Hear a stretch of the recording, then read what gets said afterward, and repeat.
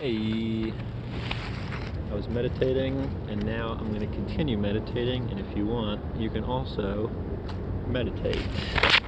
I came here on a bicycle with shoes, and they are now acting as a phone stand. I'm at the Mystic River at this nice park named after somebody, and I forget their name. Beautiful spot. Ooh, camera's over here, not over there. You can see, meditating, I'm very easily in a good mood. As with all my daytime activities, especially meditation, I am stone cold sober. And I recommend, you can do whatever you want, but I just think that it does turn out much better. You can meditate high or drunk or tripping, all kinds of stuff. And I'm not saying that's not a good meditation, but kind of by definition, if meditating, you're trying to notice more of yourself, adding another layer does make it more difficult. But I added that sobriety notice because I feel like I can present otherwise. So, resting into my seat. My position is a seated position right now. Bam, I've got my feet like this. I've been doing this for a while, so my legs are used to it, and there's no need to force yourself into any one position. The only thing I recommend is symmetry and straight spine. So symmetry would be like, I have a much harder time totally relaxing like this than I do like this. Like this, I can kind of like relax into the symmetry from the strength of the spine. And the same goes for like, chilling in whatever position. So one of the easiest ones could be like sitting on a sofa, just like leaning back. But it is common to focus on holding the spine upright. There's also some stuff with like nervous system and chakras, like energetic systems, where different positions or stimulations will kind of guide stuff a certain way. And so it's conducive to the practice. Now, one thing that I do, and you don't have to, is I unbuckle my belt, and sometimes I'll undo my pants a little bit, just because it makes it easier to tilt the whole pelvis forward. And so if the tops of my hands would, like the top of your pelvis, let's say your femurs are like coming out down that way. So if you can tilt the whole pelvis, you can imagine the spine would be coming up, so the whole spine is going to tilt a little bit easier, and you get that lumbar arch more supported. If you can keep the lumbar arch supported, makes it much easier for the chest. It just kind of like floats, and if you can get the chest, then stacking upwards, finally the head just kind of rests. I'm going to say that again. So one technique I'll do is I'll lean forward, reach back on my butt cheeks, and kind of lift them out and back. And you should feel more like underneath of your butt, sitting down. And so from then I'll pull my belly button just with ab muscles back and kind of upwards. So like the lower core pulls in. And then one good trick for the chest is having your finger on your sternum, so you can physically feel what it's like to lift that angle. And then back of the head, pushing the back of the head back, but also bringing the chin down.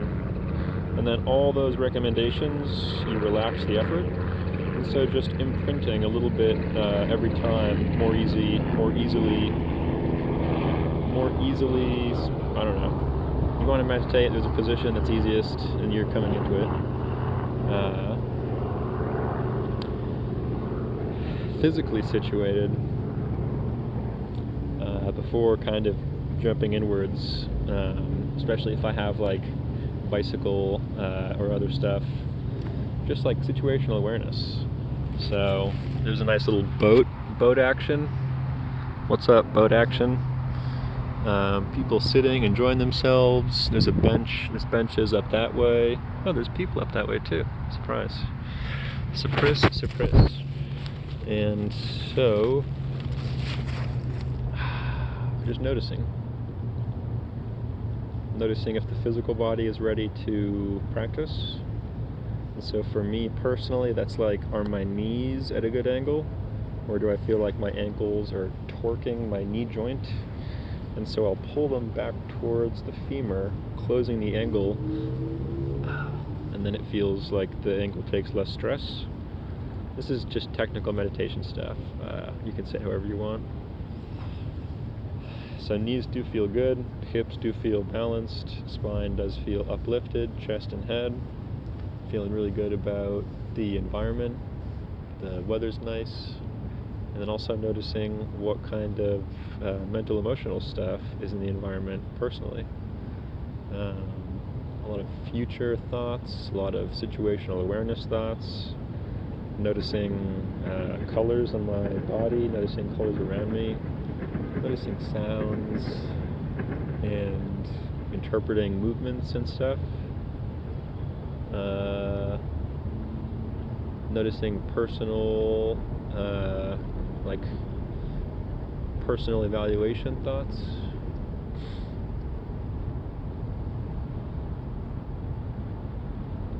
Checking in that way to be more aware of what is happening right now, because if you jump right into it and you go, alright, I'm going to focus on my breath, or I'm going to focus on this, that, or the other, but something that you brought with you is still going on, you're probably not going to notice it. You might end up engaging with it, and that sometimes can be its own battle. Noticing what I already have going on, putting my attention straight into my experience, first thing I notice is the grass gently moving. And I notice a jogger and a couple. I notice I'm smiling. I notice that the sun's shining, and I feel the warmth in a certain quality.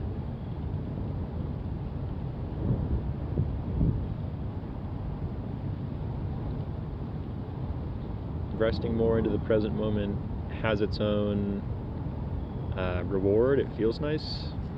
Well, there's almost like a giddiness to it, like a childlike wonder. And this isn't something esoteric. This is like you yourself. Anytime you're relaxed, you're more happy than otherwise. Speaking very generally, off the cuff. But I want to mention I've been noticing that I've kind of held back the real candy, the real benefit. Candy's not a good one. It's a very personal term.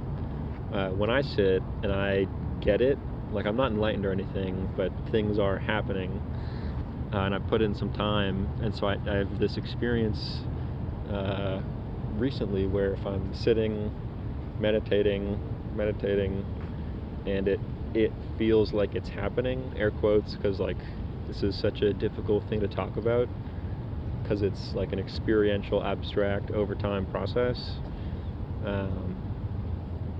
I use the word candy because it's like when I'm in that meditative place, it feels like there is another factor present, and so it's like physically, it's like almost as if I could feel a different hormone or chemical being processed. It's like really noticing something in that way. It's also like there's almost like another direction. I know that sounds super wonky probably, but it's kind of like it's like, I don't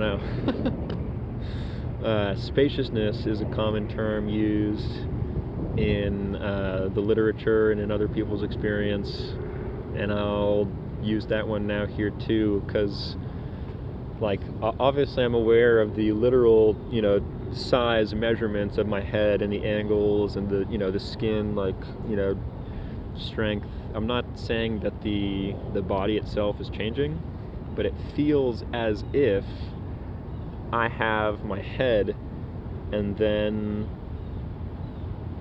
like overlaid, there's just like infinite space. But the funny thing is, it's like getting into that place, it's like the body's more sensitive, but only in noticing the places that weren't spacious. So it kind of like cleans itself out and gets more intense at the same time. I want to share my experience, but that sounded weird even just hearing. It's a developing thing. I hope what I described is like enjoyable sounding, because it's amazing. This gets into hot water stuff. This might get me into hot water. But I do want to be very clear, like I've also had some very magical experiences. I can't do magic per se, but I've had stuff work out in magical ways, like being in places where like the likelihood of stuff working out is 0.001, or it seems that way. Or being in places like sick or cold or hungry, and like you just don't know how stuff's going to work out. But also in terms of injuries and like healing, there's like a magical quality. I'll just say this as an observation. I did get shoulder surgery to repair my labrum, like a ligamental cuff that keeps the humerus, this bone in the shoulder socket. And the doctor did comment on my zero infection, very low inflammation, very quick recovery, and good like anchoring. Obviously not a superhero, that's not what I'm trying to say, just that let's say it takes like 6 months for a full recovery from this. Let's say I had mine in like 5 months and 1 week. That's pretty good, like a 3-week difference. Or I used to do a lot of landscaping, and so I'd always, in like tropical places, when I was traveling and meeting teachers, I would landscape and work on farms, do odd jobs as a way to get by. So I'd always be getting cuts and stuff, and I didn't have health insurance, or I had health insurance through my family at the time, but I didn't have money to like do the copay or whatever. There's just a little guy, right? Doesn't matter.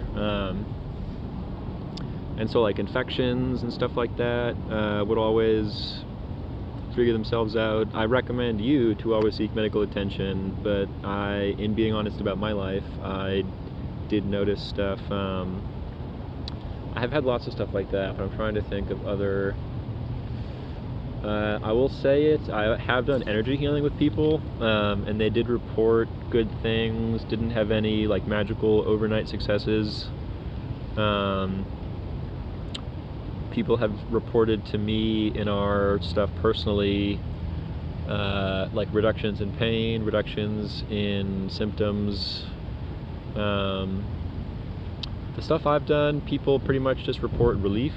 But I have met people much more advanced and put in more time, practice, and they, like one of my teachers has a client who, the doctors were basically telling them to put their affairs in order, and they were, I mean, they're just living a normal life now. They went, backwards, and now they're in good health. Yeah, I'm not promising anything like that, but I do want to be clear that there is a progression.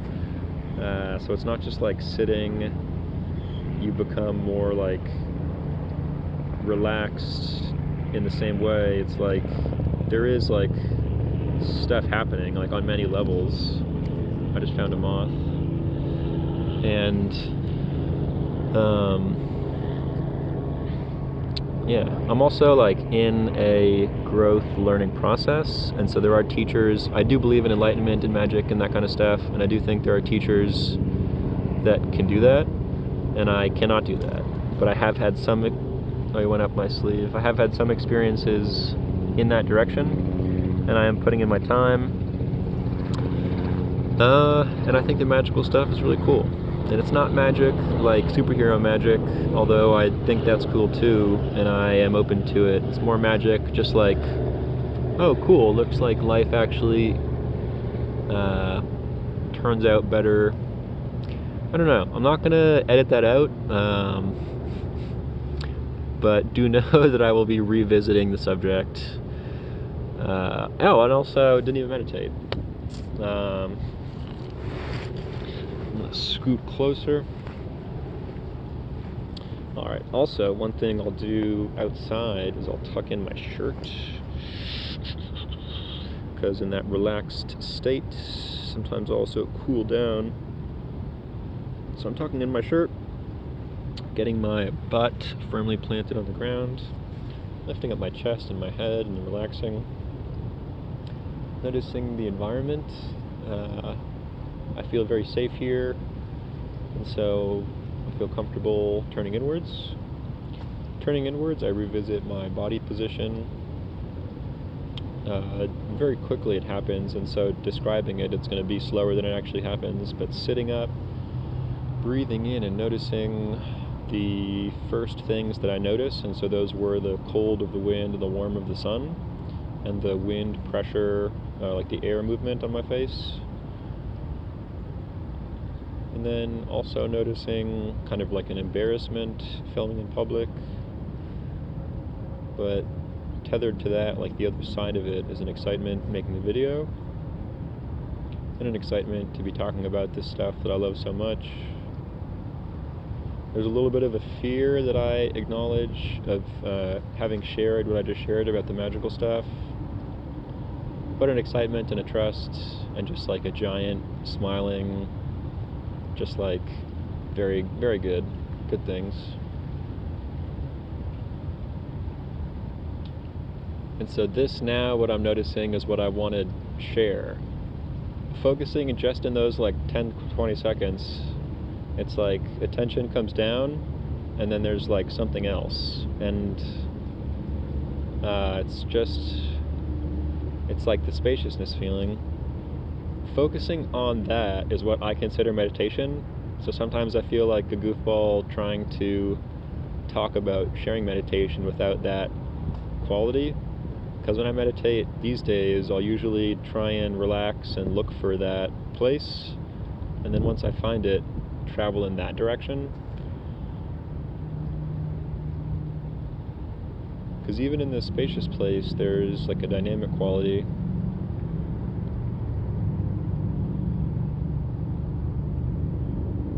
And I also don't really want to talk, I just want to feel the feeling, because it's so pleasant.